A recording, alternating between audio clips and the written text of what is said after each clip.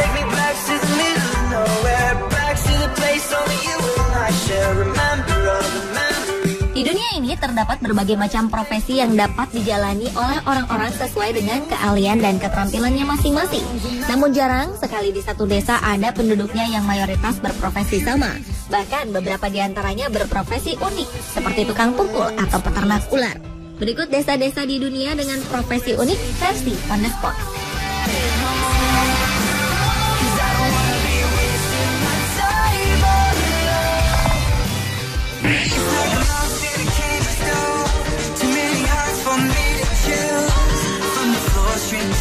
Sebuah desa di Kabupaten Tanah Datar, Sumatera Barat memiliki keunikan tersendiri karena dikenal dengan sebutan desa fotokopi. Bahkan di sana terdapat sebuah tugu yang menyerupai mesin fotokopi dan diberi nama Tugu Fotokopi. Adalah Desa Atar, kampung bagi para pengusaha fotokopi yang sebagian besar masyarakat desanya berprofesi sebagai pengusaha fotokopi yang tersebar di seluruh wilayah di Indonesia. Tidak diketahui siapa penggagas pertama dari usaha fotokopi di desa ini. Namun yang jelas, orang tersebut sangatlah berjasa bagi masyarakat desa Atar.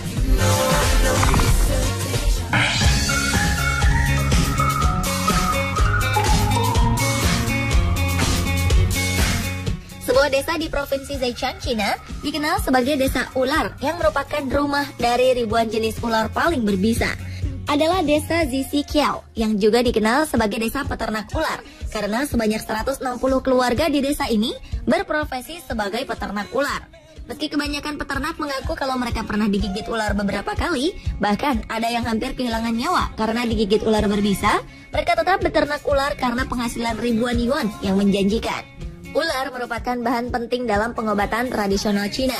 Setiap tahunnya, desa Zisikiao menetaskan dan menjual lebih dari 3 juta ekor ular.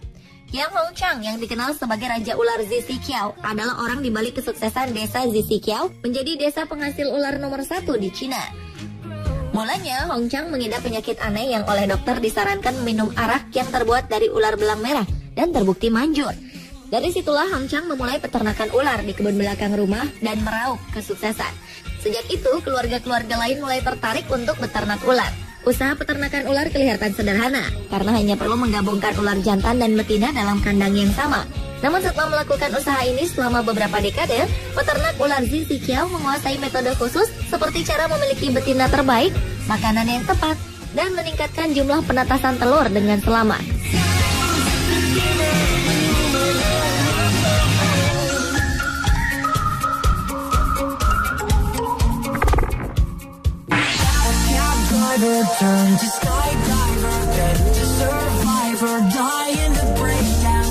Jika di Cina ada desa Zisikiao sebagai desa ular, di Vietnam juga terdapat desa ular, yakni desa Lemat.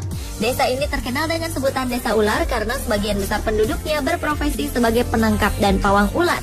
Sejak dulu, Lemat memang sudah terkenal sebagai desa ular. Mereka bahkan punya festival ular, di mana para penduduk mengadakan karnaval sambil berpakaian tradisional sejenis barongsai berbentuk ular kobra di arah keliling desa. Hingga 1999, hanya 5% penduduk Lemat yang menjadi penangkap ular. Sisanya menyambung hidup dengan menanam padi. Namun seiring meningkatnya pariwisata Lemat sebagai desa ular, sebagian besar warganya beralih profesi menjadi penangkap ular.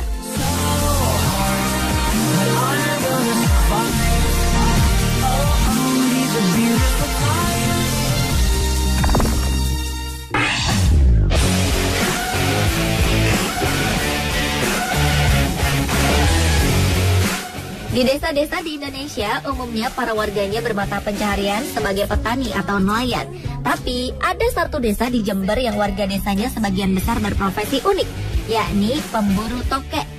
Desa Kepanjen di Kecamatan Gumukmas mungkin hanya satu di antara sekian desa di Jember yang warganya banyak yang berprofesi sebagai pemburu tokek. Permintaan hewan reptil ini kabarnya terus meningkat, terutama dari luar negeri untuk kebutuhan obat-obatan. Meski terkesan sederhana, berburu tokek membutuhkan keterampilan khusus. Pemburu dituntut jeli dan cekatan, sebab jenis hewan yang dicari tergolong gesit dan lincah. Profesi ini juga ternyata syarat tantangan, sebab tak jarang lokasi perburuan yang berada di kawasan hutan dan rimbunnya pepohonan seringkali membuat mereka terpatuk ular maupun binatang berbahaya lainnya.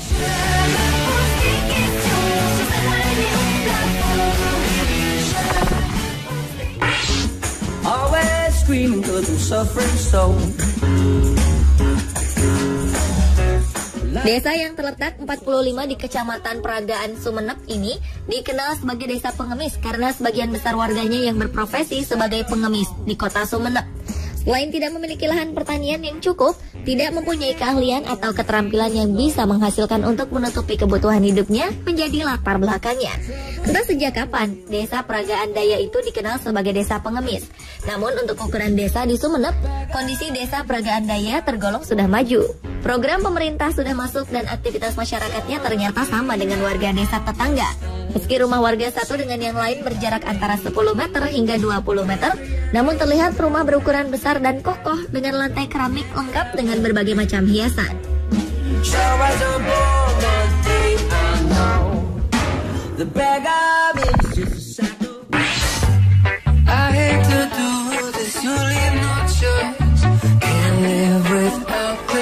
Menjadi pengrajin gerabah adalah salah satu profesi yang dijalani oleh sebagian penduduk di desa-desa di Kecamatan Kediri, Lombok Barat, Nusa Tenggara Barat.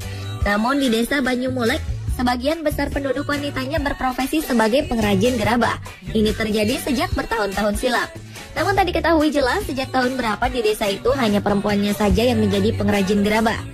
Meski saat ini telah ada penduduk pria yang juga ikut terlibat membuat gerabah. Di kawasan seluas 4,21 hektar itu sudah menjadi pemandangan umum seseorang tengah membuat gerabah tradisional.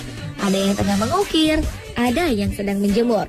Sisanya tengah membakar, membentuk tanah liat menjadi gerabah dan mengecatnya.